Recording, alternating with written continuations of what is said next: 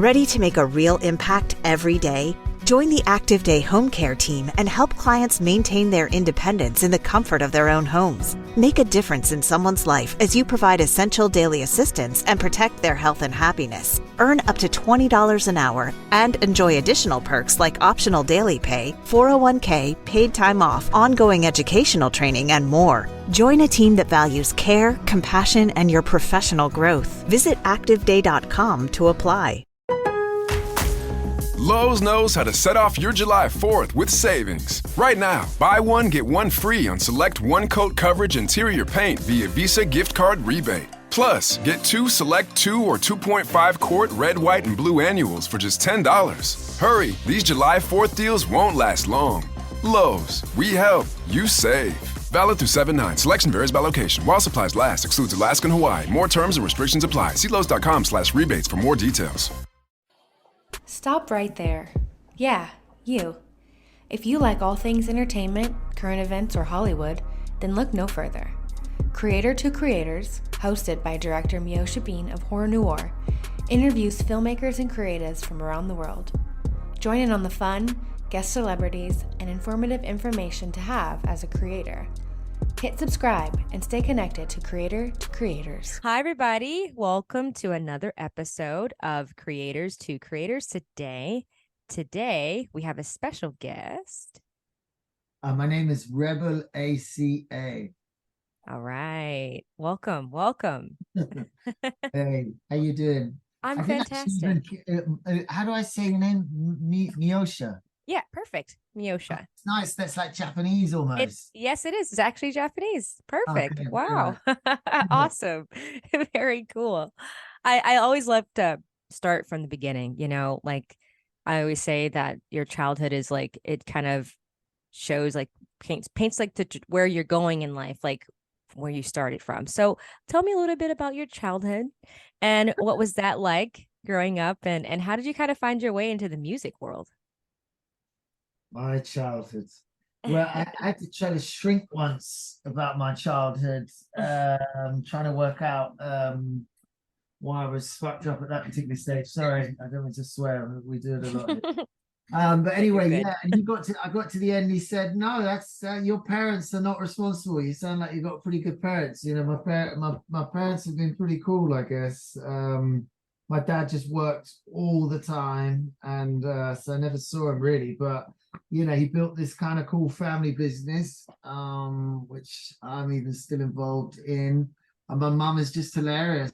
Her mum never let her go out or do anything, so she just was super liberal, which is very cool about her. But to be honest, my real childhood was spent at boarding schools. I was sent away to boarding school from a young age. So it's like people ask where you come from. I don't really come from anywhere. I kind of come from Mars or nowhere.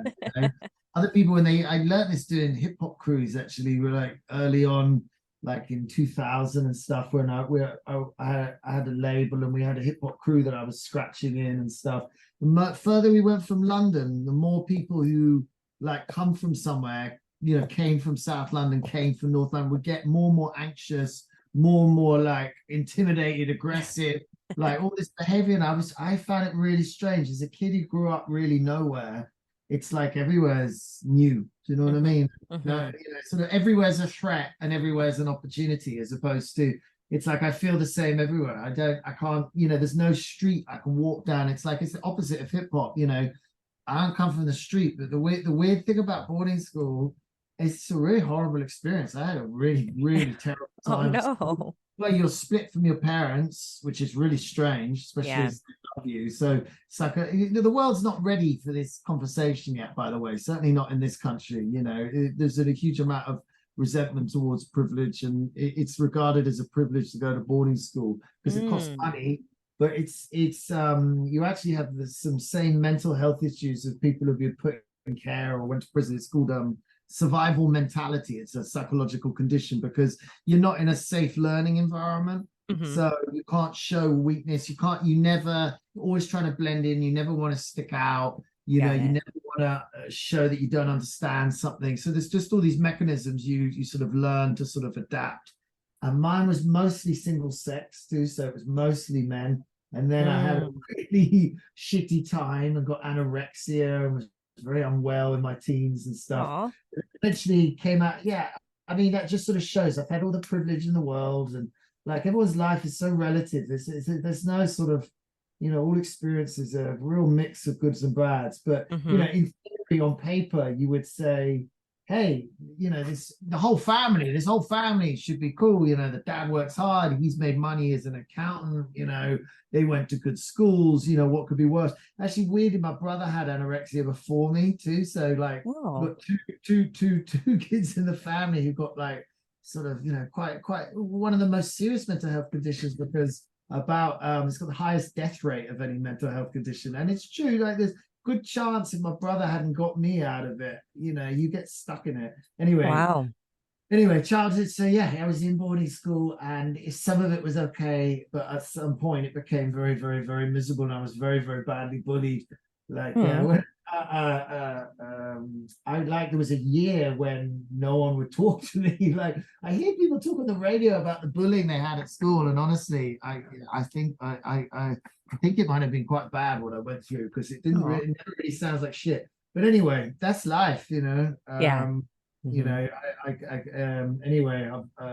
maybe that answers the question.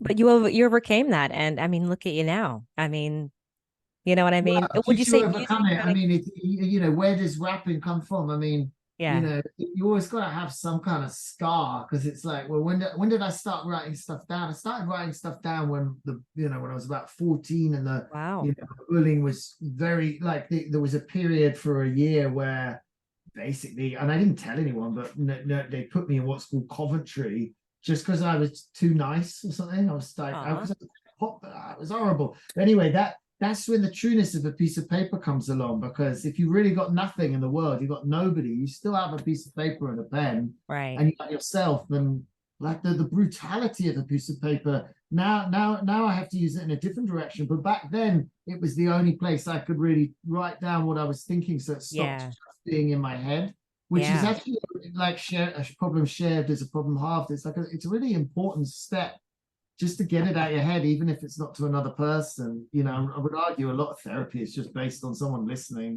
but the weird thing now is, when life is in a better place, it's harder to write the truth down, or maybe it's just always hard to write the truth down. But when things are really bad, the truth becomes really obvious. Yeah, that's definitely the seed of which sort of got planted, and why there's anyone who wants to stand up and say, or is going to use an art form to try and deal with that issue, it's got to be something else going on, I guess. I mean, anyway, I think so. Sorry. No, I think that's really honest. I think that I think music is, like you said, therapy, and it is that. It is, putting it on paper, and getting it out of your system, because what do you do with all the feelings and emotions that you have inside? You're gonna blow up, explode. Well, it's one way of dealing with it. If you're I mean, I kind of joke, and I think there's some truth to it, that the music industry is half full of people with ADHD and half full of people with narcissism, and and it is quite like that, because my experience of it is that there's a half the people I can't stand half the people. I always used to think that half of these people are my favorite people I've ever met, and half of them are the biggest arseholes I've ever met. And I honestly, it's a lot. It's like, also, you can't find anyone in the music industry to actually do anything. Look, I also work in accountancy. I never wanted to be in accountancy, but that's the family business, and my dad's also very dyslexic and all this too. But neither of us are that suited to accountancy, but we bring something different to the game, and so actually we become really valuable people, because we are natural thinkers, and everyone else at the table is being boring. The opposite is true in the music industry. You've got everyone around the fucking table with ADHD and narcissism, so they're either really good at coming up with stuff but very bad at getting it done, or it's all about them, and all about their ego, and all about how they're central to everything, and they're likely also going to be the ones to be famous. So where are the accountants? Where are the boring people in the meeting? Where are the people who are just like, hey, I'm going to go get that organized, and I'm going to enjoy doing that? So you've got this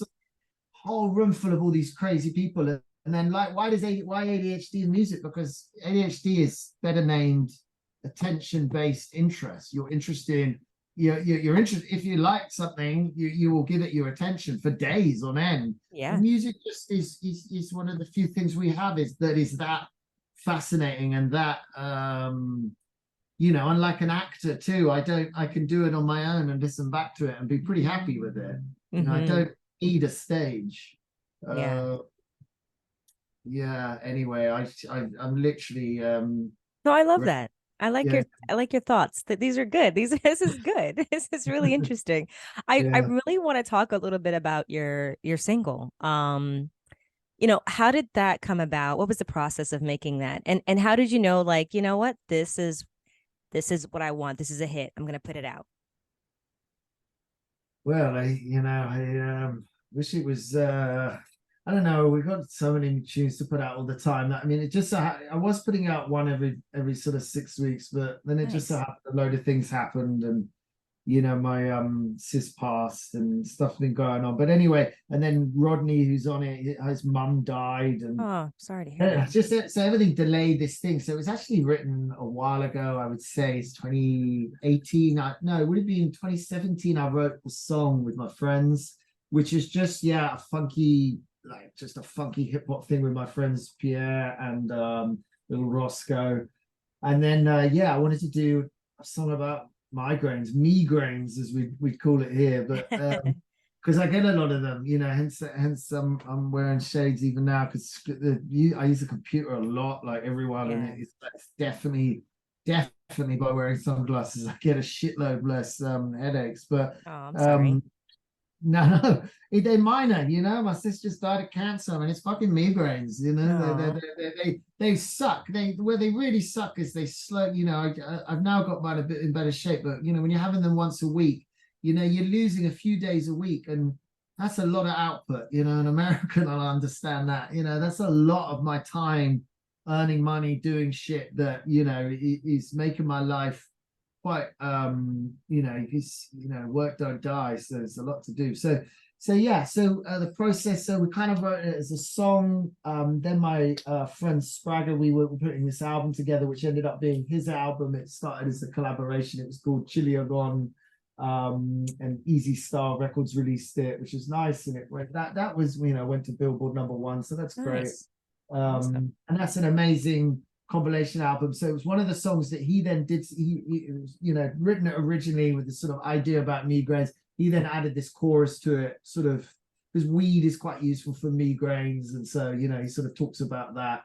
And then Rodney heard it and added his bit, and then we actually did the video a while ago too. And then really I wanted to get this remix done, so we got a guy called DJ Phantasy, who's sort of one of the biggest legends in UK drum and bass, to remix it.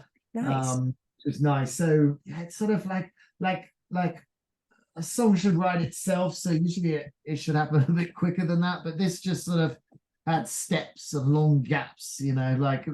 I think people's biggest problem, it's like people always ask me at the time, how's the music going or whatever, and you're like, well, I'm writing, I'm making lots of it, but what they're really meaning is, how are you going at releasing and marketing your music? I think that's what they really mean, isn't it? And it's like, well, about the same as everyone else, badly. And as I say, there's no one in the room who's the accountant, and so you just got a load of ADHD people going around trying to do stuff, which is fucking chaotic at best. And either that or you I don't know. It's always an interesting question, isn't it? I'm sure I think you're a musician too, aren't you?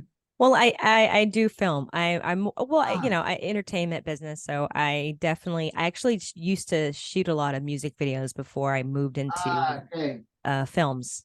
Yeah. Okay, nice. Well, I mean, I guess that's a different medium, but do you ever make stuff and not release it out of interest?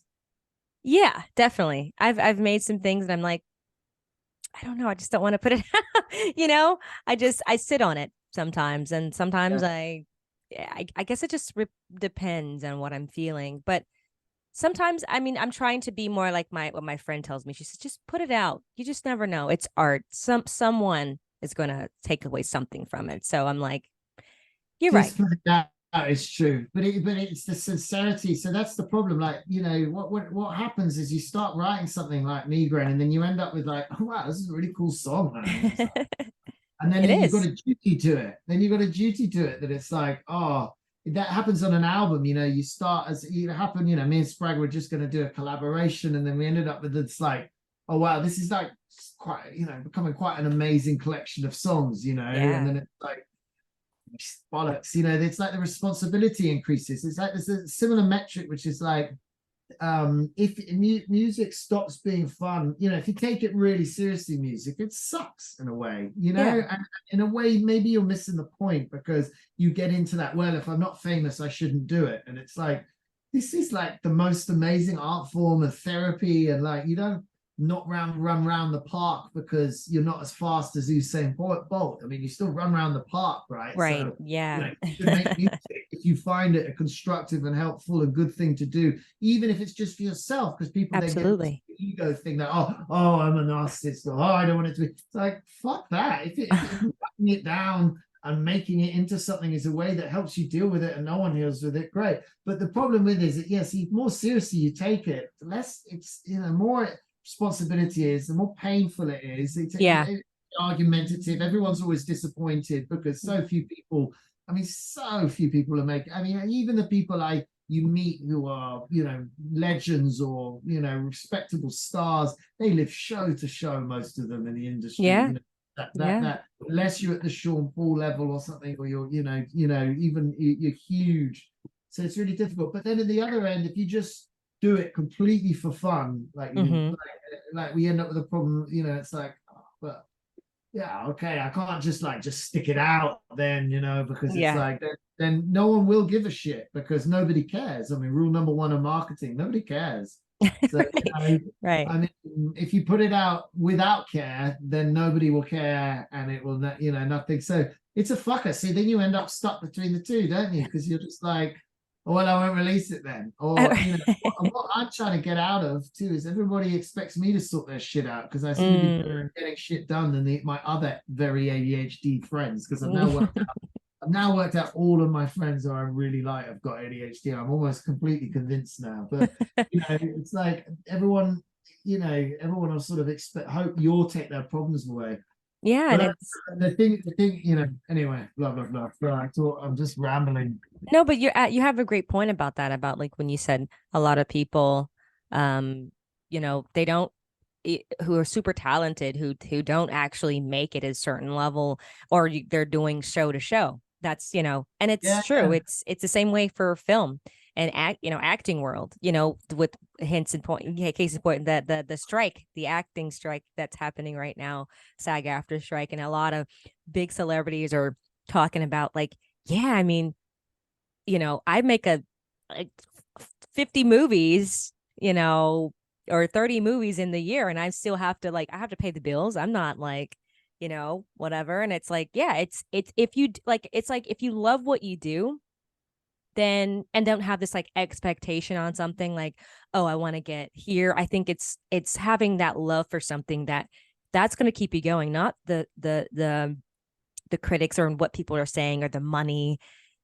In case of what we just said, it's like, if you just love it, it's the art form of why you do it. It's therapy. Yeah, you should for yourself. You know, you maybe help me, because I, as a Brit, as a Londoner, I struggle a little bit with this narrative of like everyone should do a job that they love. It's a very American aspirational kind of dream, but it doesn't really make sense to me, because I'm like, yeah, but someone is still going to have to work in the abattoir. Someone is still going to have to work in the sewers. Like, you don't all get fucking clap around the streets doing shit. You know, it's like on a basic level, I have another illustration, which, or, you know, example, it's like, okay, if we paid everyone by the hour, we should probably give them £200 an hour to go work down the sewer.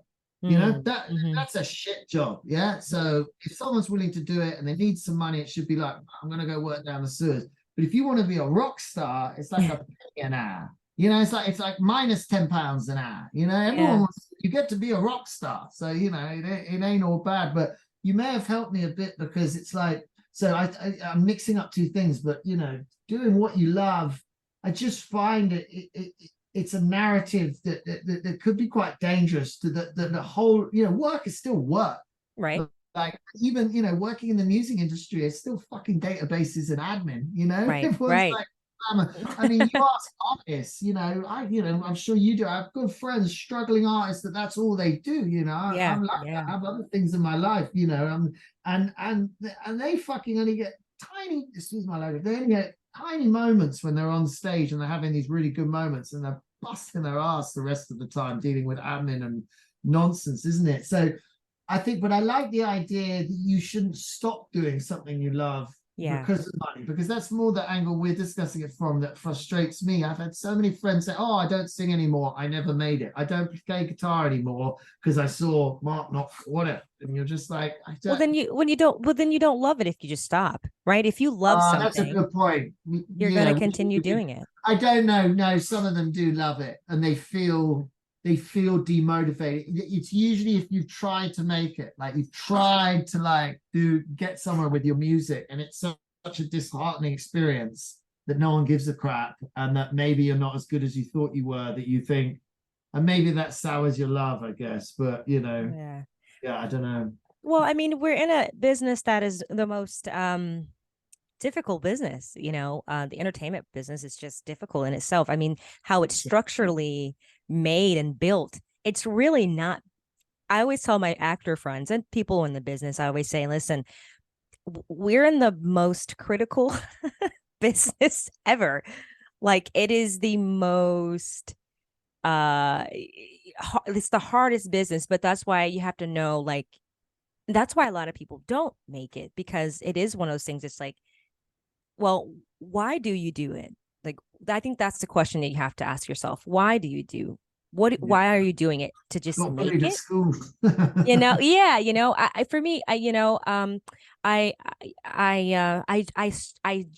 think in the last 3 years, and I've been doing film. I went to film school and did acting as well. The last 3 years, like recently of my life, I've finally been seeing the what I've sowed into my career all these years now. Like, it's kind of crazy how it works. Hard work does pay off, but it's crazy because, like, so to me, it's like I really just love what I'm doing, right? I really love getting up and being on set and writing or making a project and putting it out there, not expecting to be where it is. It's lovely to make something. Yeah, and then you're surprised. That's your motivation. You like making stuff. I love it. Like it. When you were young, you made stuff all the time and stuff. Oh yeah. I love it. You come from a big family, like lots of brothers and sisters, or? Well, it's 4 of us. I'm the baby, and I was going to say, you're the baby. I'm the baby of 4. It's like, all right. Stuff. And other people, they would watch it and they'd like, they would make, that's a funny, it's a sort of liberal place in the family to sit. I should have guessed. No, but that makes, I like that. A sort of love of entertaining, and, because as the youngest, you always end up slightly entertaining anyway, because you're cute and whatever. No, but that's, I like the concept that you love, but and why would you do it? I would agree too. I mean, I'm not an advisor. I'm a international tax advisor. It's my other life, really. I deal with businesses and all sorts of trades, and music, fashion, acting, I guess. I love that. They kick the shit. They're so hard. They're horrible businesses. I mean, fashion is almost all full of arseholes. I mean, it's a really nasty business. Music, as I say, at least I love half of the people who just love music and have probably got ADHD. That would be my assessment. They really struggle with their attention. They probably pound weed. They're just like a whole group of people that are just like anyone who obsesses about music in that kind of way. Quite highlight. But then there's acting. I had an actress girlfriend for years, and I think what I found really hard is most of my friends were in music is we would meet up, and the actors are very scared about showing any of their real person publicly, because they sort of got to be a canvas. They can't show that they smoke weed, or they can't just everything. They're very cautious of the external image. I don't know if you relate to it as an actor, because it's very important. They keep a white sheet. They're an actor. They're there. They don't want to get attached to something unless they're a very particular you become that character, and you're Al Pacino, and then you can sort of be Al Pacino in the wild, or Robert De Niro. What I mean, it's unfair on Al Pacino. He did huge range of roles, but whatever. It's examples, but I found them a much more nervous profession. Whereas it's like, and you need a stage. Musicians, it's all from here. Musicians are often quite private people, but it's all about like getting my heart on the, being as real as I can. Like if you're in rock and roll, if you're, a famous rock and roll, you can do what the hell you want. You can take drugs, you can shag women left and right as a man. You look at hip hop now, I think it's ostentationally ridiculous. It's ridiculous now.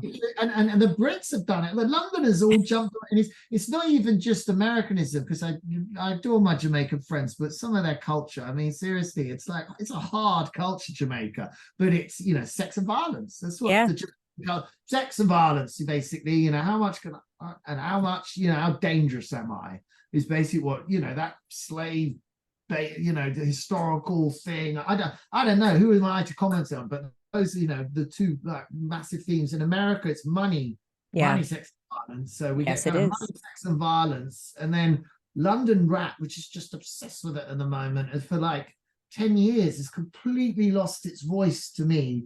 Like, we invented this new, revolved in the invention of a really new sound that's really hot, and then there's this sort of, grime, and all this sort of wave came through.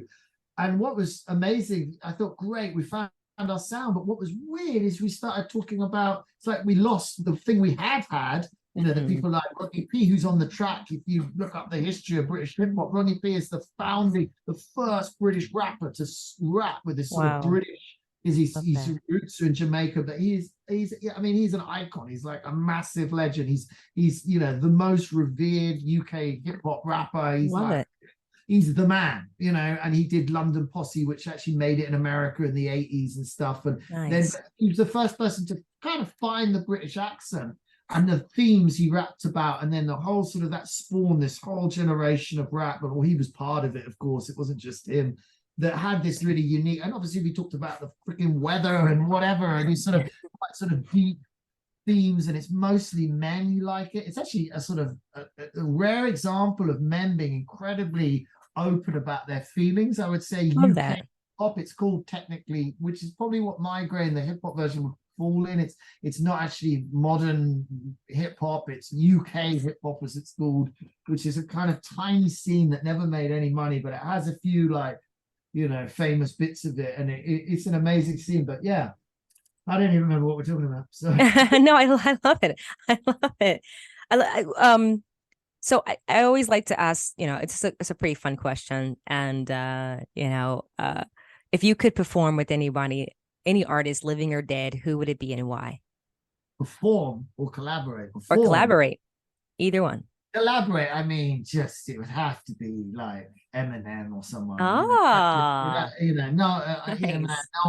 one ever gives him the props. But I mean, I was thinking the other day, definitely be on the dinner party list. Definitely. He was alive. You see, my other favorite rappers now, a lot of them are dead. Big Pun's dead. Big L's dead. I mean, Biggie's dead. But I mean, Big Pun's probably my favorite rapper, but.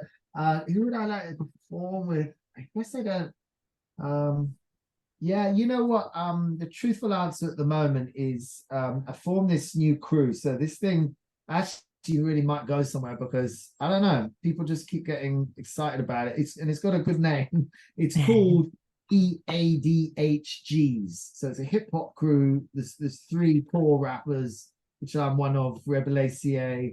And then Slept On or Internet, and then Wild Eye. Anyway, that I've never ever been so like, it's definitely my musical thing that I'm most, I don't know, it's like it's come, they're all both really old friends, but we've kind of come together at this moment in our life with like very, very different rappers, like very, very different sounds, and I respect the two of them so much. And it's such a joy, because you get to meet up, and it's like, I love rap and they love rap, so we love it, making rap, but it's got legs, man. I mean, it's that's exciting. Yeah, it's a funny name. You see, I don't have to explain it. It's like, well, maybe I Right. do. It's a play on ADHDs, but it's G's, with the G's and the I ADHD. love it. So it's fun. So That's we got to awesome. start doing gigs. Got to start doing gigs. So that's who I really want to perform with now. We did like Yeah. one fun, like sort of half, like but we haven't done it properly yet. So that's the next step. We've made loads of music. We kind of worked Nice. out what the fuck we're doing. Anyway. Nice. Awesome. Well, hey, congrats on that. I mean, I'm sure that's going to happen. And where can people find you on social media to follow you in your musical I journey? really, really hate social media. Really, I don't really like almost anything about it, but and I don't know how people have time for it. But I am at well, you can either go to Christ, I'm having to look up myself. I am I think it's yeah, rebel_ACA All on right. Instagram, or you want to do the ADHGs, the_real_ADHGs. Nice. All right. Awesome. Last question. Any advice that you would give to somebody that wants to become an artist? Yeah, I guess. Don't be a dickhead, you know. Just don't That's be a a good dick. one. That's a good one. I love it. I like that. I think that's a universal word, anyway. And try and enjoy the criticism, I guess. It's good. Criticism is good. In fact, the best advice I could give is you never get any feedback, but just understand people don't say shit unless it's good. If someone's not saying anything, that's because they don't think it's any good. And unfortunately, music falls into two categories and it's taste specific, but it's either amazing or it's shit. That's basically all it is. So just wait That's a for the good time. point. So if someone makes the smallest, like, I like that, man, even that's all they tell you, that means it's amazing, and they'll probably never mention it again. So Right. That's so true. Oh man, thank you so much for your no problem. time. It Stuff was going on. lovely, Lovely lovely to meet meeting you. you. And I wish you Yeah, all the best. And thanks. yes, and thank you all for listening. And always remember to live, love, laugh. We'll see you guys next time. Bye. All right.